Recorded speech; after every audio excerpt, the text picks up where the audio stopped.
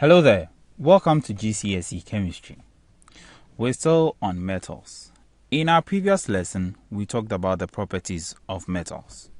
We got to see that metals are malleable. They are also ductile. Malleability means they can be beaten into sheets. They are ductile means they can be drawn into wires. We saw that metals can be used for several different things based on their properties. For the reactive metals, we cannot use them as jewelry or ornaments, but rather the unreactive ones are the ones used for such purposes. Today we're going to talk about the reactivity of metals. Very reactive metals easily take part in chemical reactions to make new substances.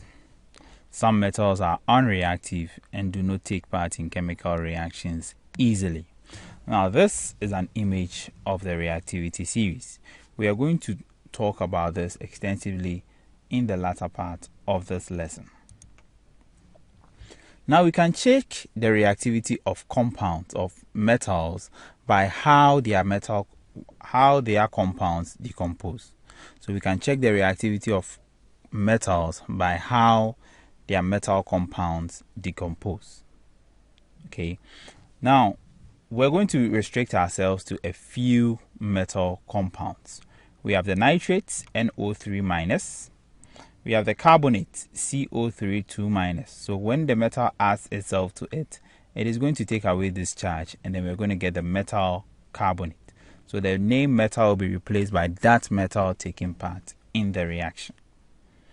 We also have metal hydroxides. The OH- represents hydroxide.